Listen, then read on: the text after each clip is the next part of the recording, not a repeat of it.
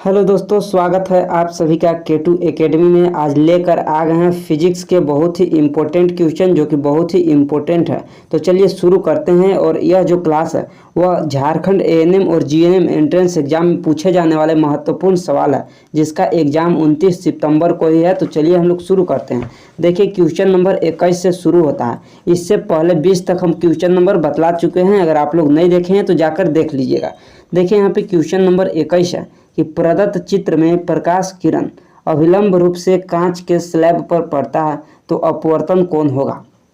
बतले अगर जो किसी भी कांच है, अगर उसको में लंबवत पड़ता है, यहाँ पे मान लीजिए देखिए कांच है और इसको पर अगर जो लंबवत पड़ता है प्रकाश की किरण, तो इसका जो अपवर्तन कोण होगा वो 0 डिग्री हो जाएगा। सीधे आता है बिना किसी विचलन से। अगर इधर तिरछा आता तो वो विचलित हो जाता, अगर सीधा आता तो विचलित नहीं होगा। ये यहाँ पे देखिए 0 डिग्री विचलन पे होगा। ऑप्शन नंबर फर्स्ट हो जाएगा, सीधा निकल जाएगा। इसके बाद देखिए यहाँ पे अगला क्वेश्चन है। अगला क्वेश्चन है यहाँ पर देखिए कि 20 सेंटीमीटर फोकस दूरी वाला उत्तल लेंस की शक्ति है। 20 सेंटीमीटर फोकस दूरी वाला उत्तल लेंस की शक्ति क्या होता है। हम लोग पिछले वीडियो में पिछले क्लास में बात किए हैं कि P बराबर यानी कि शक्ति का जो फॉर्मूला होता है वो P बराबर होता है 1/F। P यानी कि पावर होता है, पावर बराबर शक्ति बराबर 1/F। और F जो होता है वो फोकस दूरी होता है। F होता है फोकस दूरी। तो देखिए यहाँ पे मान रखते हैं, एक यहाँ पे है और F की जगह पे कितना दिया हुआ है 20 सेंटीमीटर। अगर यहाँ सेंटीमीटर में देगा तो हम आप लोगों को एक और फार्मूला बतला है जो एक तरह से ट्रिक ही है। अगर सेंटीमीटर है तो 1/F की जगह 100/F हो जाएगा। अगर सेंटीमीटर में है तो देखिए यहाँ पे 100/F की जगह 20 सेंटीमीटर। और यह जो 20 सेंटीमीटर है वह प्लस होगा क्योंकि यहाँ पे उत्तल लेंस है। अगर अवतल लेंस होता तो वह माइनस हो जाता। उत्तल लेंस की फोकस दूरी धनात्मक होता है और अवतल लेंस की फोकस दूरी ऋणात्मक होता है। तो यहाँ पे यह धनात्मक हो जाएगा और इसको में भाग लगाएंगे तो 5 बार में जाएगा, इसलिए +5 डायोप्टर। यहाँ पे देखिए ऑप्शन नंबर सेकेंड पर दिया हुआ है +5 डायोप्टर और ऑप्शन नंबर 1 पर जो है कि -5।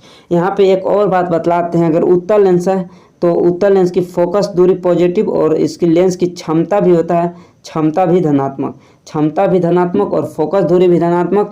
और अवतल लेंस की क्षमता ऋणात्मक और इसका जो फोकस दूरी है वह भी ऋणात्मक होता है।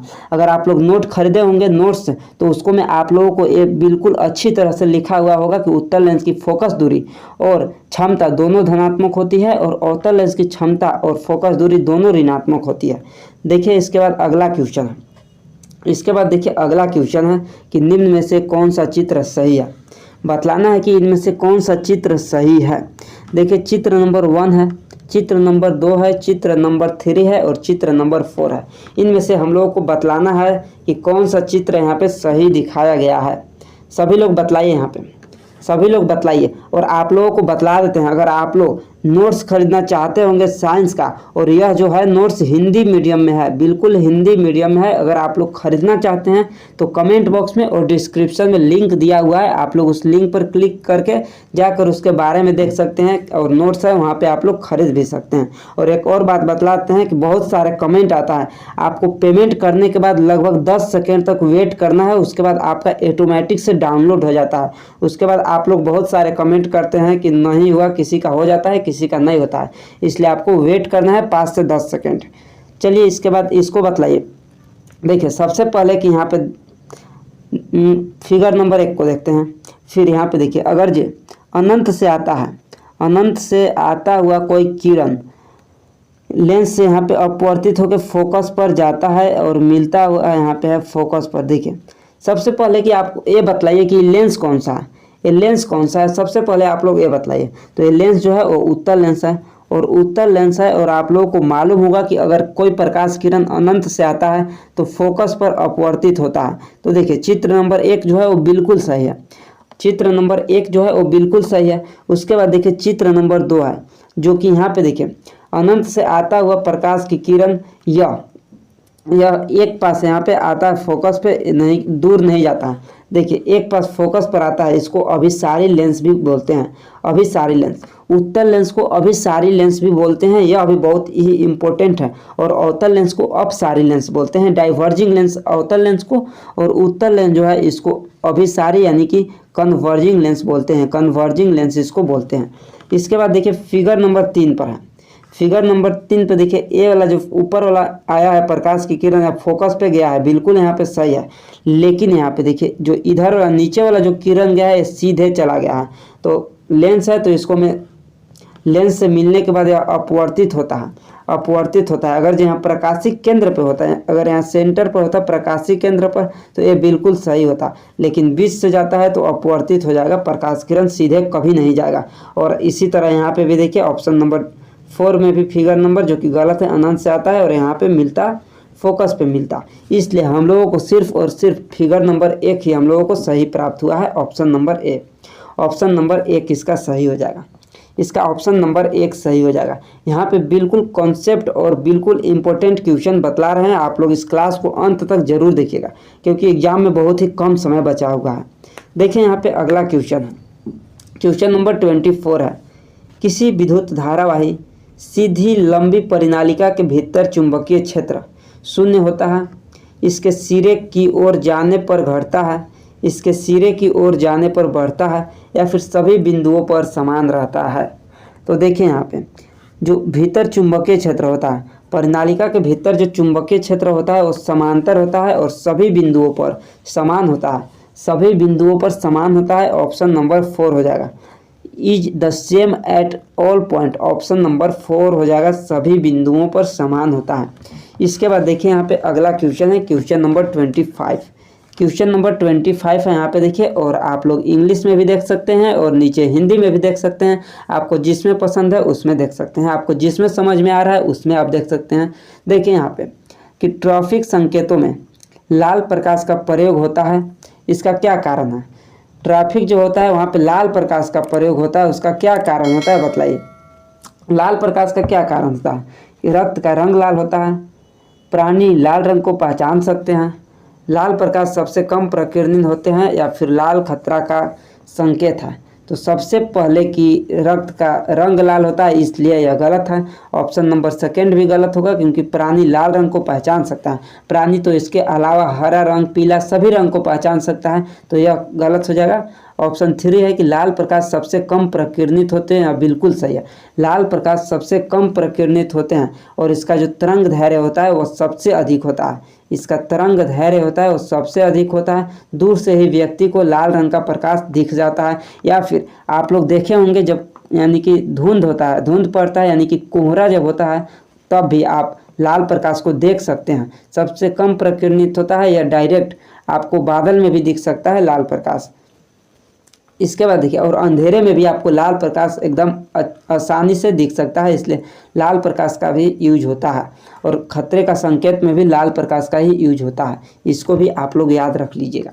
इसके बाद देखिए क्वेश्चन नंबर 26 है, क्वेश्चन नंबर 26 है। यहाँ पे देखिए कि मरीचिका एक उदाहरण है, मरीचिका एक उदाहरण है केवल प्रकाश के अपवर्तन का, प्रकाश के कुल आंतरिक परावर्तन का, प्रकाश के अपवर्तन तथा कुल आंतरिक परावर्तन का, या फिर केवल प्रकाश के प्रकीर्णन का।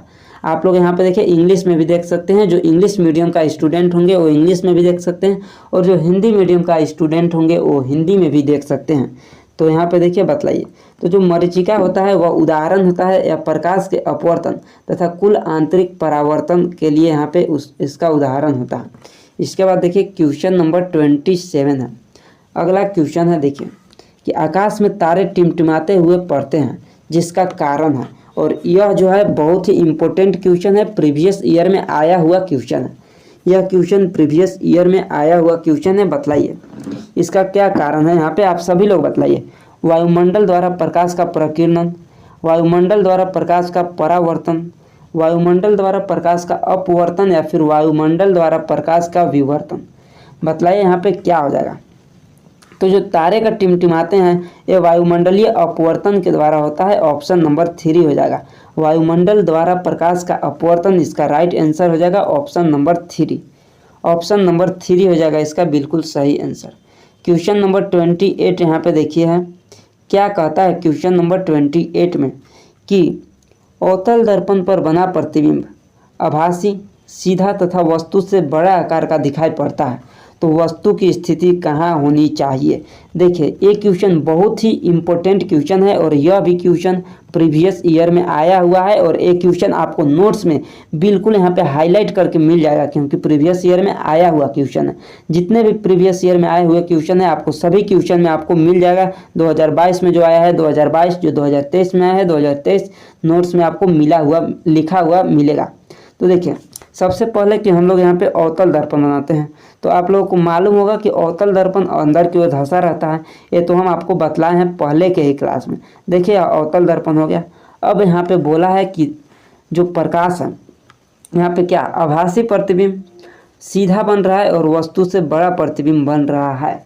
तो सबसे पहले हम आपको बतलाए हैं कि आभासी प्रतिबिंब तब बनता है, अवतल दर्पण में आभासी प्रतिबिंब तब बनता है जब फोकस यहाँ पे है और यहाँ पे पोल यानी कि ध्रुव के बीच में रखते हैं। जब फोकस और ध्रुव के बीच में यानी कि वस्तु को यहाँ बीच में, इन दोनों के बीच में यहाँ कहीं रखते हैं, तब हमारा प्रतिबिंब आभासी तथा सीधा बनता है और आकार में बहुत बड़ा बनता है और पीछे यहाँ पे बनता है, इधर बनता है।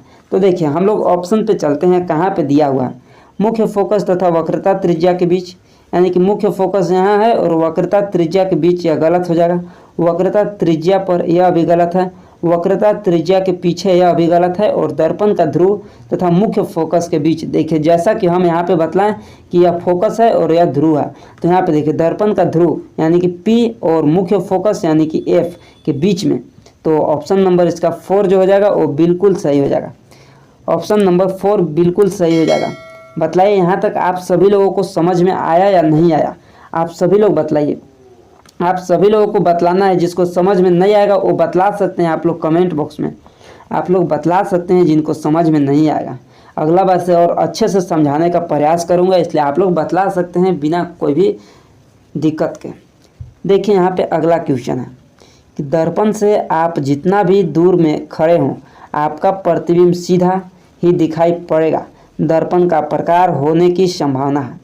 और यहाँ पे देखिए इस क्वेश्चन में हम आपको एक बहुत बड़ी चीज़ बतलाने वाले हैं। देखिए समतल, अवतल, उत्तल या फिर समतल या अवतल, सबसे बड़ा चीज़ यहाँ पे देखिए आपको हम बतलाने वाले हैं कि यहाँ पे देखिए एक चीज़ गलत हो चुका है।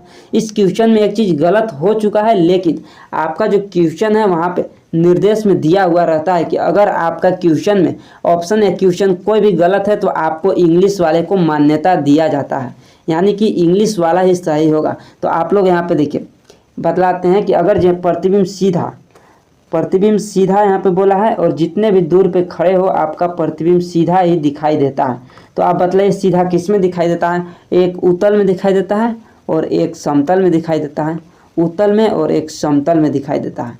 दो दर्पण है जिसमें आपका प्रतिबिंब हमेशा और हमेशा सीधा प्रतिबिंब होता है। तो देखिए समतल बिल्कुल सही है, अवतल गलत हो जाएगा, उत्तल सही है। लेकिन ऑप्शन नंबर 4 पे देखिए समतल या अवतल दिया है। यही बात हम आप लोगों को बतला रहे हैं कि देखिए आप लोग इंग्लिश में देखने का प्रयास कीजिए, प्लेन और कॉन्वेक्स, जबकि अवतल को बोलते हैं कॉनकेव, अवतल को बोलते हैं CONCAV, कॉनकेव बोलते हैं, और इंग्लिश में देखिए कॉन्वेक्स दिया है।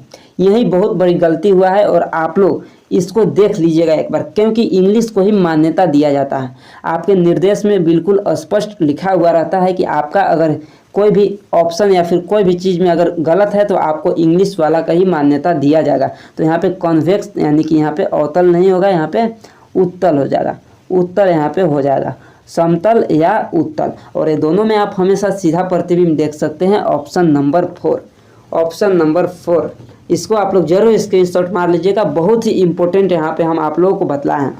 इसके बाद देखिए यहाँ पे अगला क्वेश्चन है, अगला क्वेश्चन है यहाँ पर देखिए क्वेश्चन नंबर 30 कि एक प्रायोगिक विद्युत मोटर में कुंडली को कहा जाता है आर्मेचर, एमीटर, ध्रुव या फिर स्प्लिट।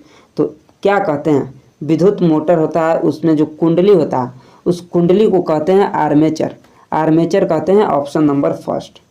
इसके बाद देखिए अगला क्वेश्चन है, अगला यहाँ पे क्वेश्चन है कि प्रोटॉन के निम्नलिखित गुणों में से कौन सा परिवर्तित हो सकता है जब यह चुंबकीय क्षेत्र में स्वतंत्र रूप से चलता रहेगा। बतलाइए यहाँ पे प्रोटॉन के निम्नलिखित गुणों में से कौन सा परिवर्तित हो सकता है जब चुंबकीय क्षेत्र में स्वतंत्र रूप से चलेगा। द्रव्यमान, चाल, संवेग या फिर इनमें से कोई नहीं। बतलाइए। यहाँ पे आपके सामने 4 विकल्प दिया है, इन 4 विकल्प में से आपको एक विकल्प का चयन करना है। तो यहाँ पे बतलाइए क्या हो जाएगा। चलिए आप सभी का आ गया है यहाँ पे आंसर। ऑप्शन नंबर 3 हो जाएगा संवेग। संवेग हो जाएगा यहाँ पे बिल्कुल सही आंसर। इसके बाद देखिए यहाँ पे क्वेश्चन नंबर 32 है कि विद्युत चुंबकीय प्रेरण की परिघटना है। विद्युत चुंबकीय प्रेरण की परिघटना क्या है, यहाँ पे बतलाइए। किसी वस्तु को आवेशित करने की प्रक्रिया।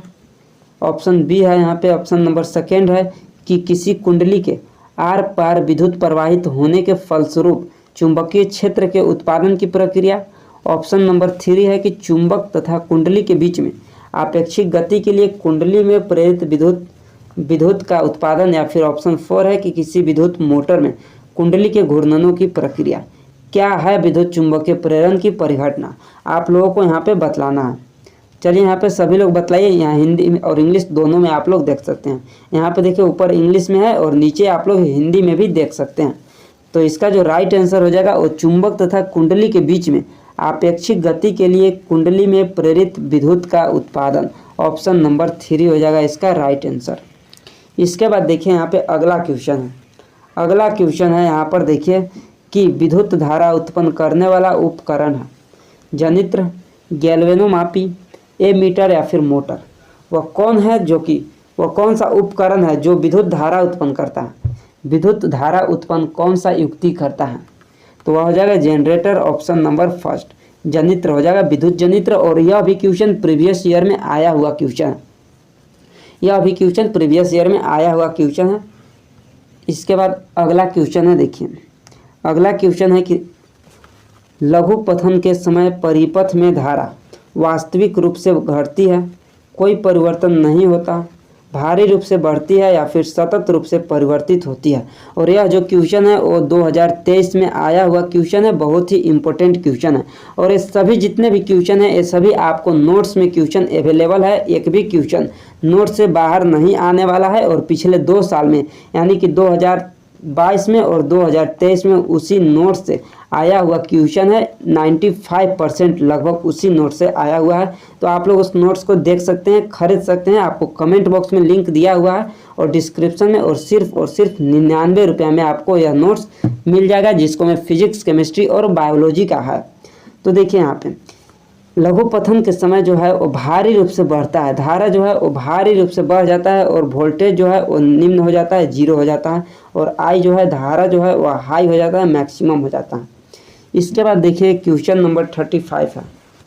क्वेश्चन नंबर 35 है कि मायोपिया बीमारी से ग्रस्त व्यक्ति को सलाह दिया जाता है उत्तल लेंस प्रयोग करने के लिए, अवतल लेंस प्रयोग करने के लिए, समतलोत्तल लेंस प्रयोग करने के लिए या फिर समावतल लेंस प्रयोग करने के लिए। देखिए इसको हम ट्रिक के माध्यम से आप लोगों को बतलाए थे। सबसे पहले कि मायोपिया को हम हिंदी में जानते हैं तो इसको निकट दृष्टि दोष बोलते हैं, निकट दृष्टि दोष। और एक होता है दूर दृष्टि दोष, एक होता है दूर दृष्टि दोष। अगर दूर दृष्टि दोष होता है तो इसको में उत्तल लेंस का चश्मा का प्रयोग करते हैं। और निकट दृष्टि दोष होता है तो इसको में अवतल लेंस के चश्मा का प्रयोग करते हैं। और देखिए इसको में हम ट्रिक क्या बतलाए थे, इसको में हम ट्रिक बतलाए हैं पहले के क्लास में। अगर जो यहाँ पे 2 अक्षर का है तो इसका जो उपचार होगा वो 3 अक्षर का यहाँ पे है। देखिए उत्तल, दूर जो है वो 2 अक्षर का है और उत्तल जो है वो 3 अक्षर का। इसी तरह यहाँ से निकट जो है यह 3 अक्षर का है और जो अवतल लेंस है वह 4 अक्षर का अवतल हो जाएगा। यानी कि 2 में 3 का यूज होगा और 3 में 4 का यूज होगा। यहाँ पे इस ट्रिक को आप लोग याद कर लीजिएगा।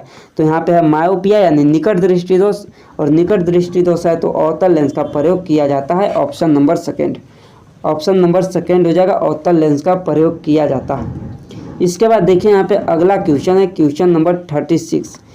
6.2 ओम प्रतिरोध वाले प्रतिरोधक को बहुत ही नगण्य प्रतिरोध वाले तार द्वारा 5 वोल्ट की बैटरी से जोड़ा जाता है तो प्रतिरोधक में प्रवाहित धारा 0.4 एम्पियर है।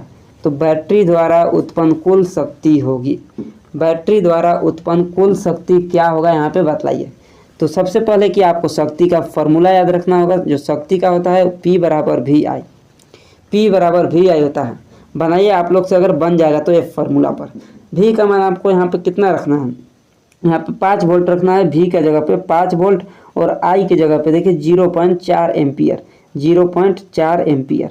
अब इसको गुना कर देना है तो 2.0 यानी कि 2 वाट आ जाएगा। 2 वाट ऑप्शन नंबर देखिए फर्स्ट में दिया हुआ है 2 वाट। ऑप्शन नंबर फर्स्ट हो जाएगा इसका राइट आंसर। इसके बाद देखिए यहाँ पे अगला क्वेश्चन है। अगला क्वेश्चन है कि ताप क्रम बढ़ाने पे किसी चालक का प्रतिरोध बढ़ता है, घटता है, नियत रहता है या फिर प्रारंभिक रूप से बढ़ता है बाद में घटता है। यहाँ पे चालक है और कभी कभी अर्धचालक आता है, तो ये दोनों आप लोगों को याद रखना है। सबसे पहले चालक का जो प्रतिरोध है, ताप बढ़ाने से चालक का प्रतिरोध बढ़ता है। यहाँ पे ऑप्शन नंबर फर्स्ट हो जाएगा। यहाँ पे देखिए ऑप्शन नंबर इसका फर्स्ट हो जाएगा कि ताप बढ़ाने से जो चालक का प्रतिरोध है वो बढ़ता है और जो अर्धचालक का प्रतिरोध है वह घटता है, अर्धचालक का प्रतिरोध। तो इसको आप लोग याद रखना है, ऑप्शन नंबर फर्स्ट इसका सही हो जाएगा। इसके बाद देखिए अगला क्वेश्चन है, और आप लोग अगर चैनल पर नए हैं तो आप लोग चैनल को सब्सक्राइब कर लीजिए और इस वीडियो को आप लोग लाइक जरूर कीजिएगा और अपने सभी दोस्तों के पास शेयर कर दीजिएगा। बहुत ही कम दिन बचा हुआ है एग्जाम के लिए। देखिए यहाँ पे अगला क्वेश्चन है कि छोटे तारों की तुलना में लंबे तार में होता है अधिक प्रतिरोध, कोई प्रतिरोध नहीं, कम प्रतिरोध या फिर बराबर प्रतिरोध। तो छोटे तार की तुलना में लंबे तार का क्या होता है? देखिए यहाँ पे होता है R समानुपाती L/A। यह होता है फॉर्मूला। R यानी कि प्रतिरोध है और L जो है लंबाई है। L जो है वह लंबाई है। अगर जब प्रतिरोध ज़्यादा है तो लंबाई भी ज़्यादा होता है। तो देखिए यहाँ पे छोटे तार है यानी कि लंबाई कम है। अगर लंबाई कम है तो प्रतिरोध भी कम हो जाएगा, प्रतिरोध भी इसका कम हो जाएगा। यानी कि यहाँ पे देखिए इसका जो प्रतिरोध हो जाएगा कम हो जाएगा। कहाँ पे? कम प्रतिरोध हो जाएगा। छोटे तार की तुलना में लंबा तार में होता है और लंबा तार में जो होता है वो ज़्यादा प्रतिरोध। यहाँ पे देखिए R समानुपाती L/A। अगर तार छोटा है, यहाँ पे देखिए एक सेकेंड आप लोग, अगर यहाँ पे तार जो है लंबा है यानी कि लंबा है तो इसका प्रतिरोध भी बढ़ जाएगा। अगर तार छोटा है तो इसका प्रतिरोध भी कम हो जाएगा। यानी कि R समानुपाती L होता है, लंबाई प्रतिरोध के समानुपाती होता है। तो यहाँ पे देखिए तार अगर लंबा है तो इसका प्रतिरोध भी अधिक हो जाएगा, अधिक प्रतिरोध हो जाएगा। Option number first. इसके बाद देखिए यहाँ पे अगला क्वेश्चन है। अगला क्वेश्चन है यहाँ पे देखिए कि AC जनरेटरों में उत्पादित धारा है प्रत्यावर्ती धारा, स्थिर धारा, ऋणात्मक धारा या फिर डिस्ट धारा। क्या होता है प्रतिवर्ती? यानी कि AC जनरेटर में क्या होता है? तो प्रत्यावर्ती धारा होता है, प्रत्यावर्ती धारा। इसके बाद देखिए क्वेश्चन नंबर यहाँ पे 40 है कि भू संपर्क तार के जरिए बहुत बड़े पैमाने की धारा बहती है क्योंकि इसका बहुत कम प्रतिरोध है, बहुत उच्च प्रतिरोध है, उच्च आवृत्ति है या फिर निम्न आवृत्ति है। क्या हो जाएगा यहाँ पे बतलाइए? इसका जो हो जाएगा वो बहुत कम प्रतिरोध होता है भू संपर्क में, इसका बहुत ही कम प्रतिरोध होता है। Option number 1। और आप लोगों को एक यहाँ पे और बात बतलाते हैं। देखिए आज की क्लास में इतना ही क्वेश्चन रहने देते हैं क्योंकि बहुत ही ज़्यादा लंबा क्लास हो जाएगा। और यहाँ पे आप लोगों को एक इम्पोर्टेंट अपडेट बतलाते हैं कि जो कल के क्लास होने वाला है वो कल मैथ का क्लास होगा। और बहुत सारे कमेंट आया हुआ है कि मैथ का क्लास कराइए, और कल मैथ के क्लास में एक आप लोगों के लिए उपहार है जो कि कल ही आप लोगों को बतलाया जाएगा। इसलिए आप लोग कल के क्लास में ज़रूर आइएगा। और जिनको भी नोट्स चाहिए वो डिस्क्रिप्शन में और कमेंट बॉक्स में लिंक दिया हुआ है, आप लोग जाकर वहां से देख सकते हैं, खरीद सकते हैं। और बाकी आप लोग इस वीडियो को लाइक ज़रूर कीजिएगा और चैनल पर नए हैं तो चैनल को सब्सक्राइब भी कर लीजिएगा। मिलते हैं अगली वीडियो में।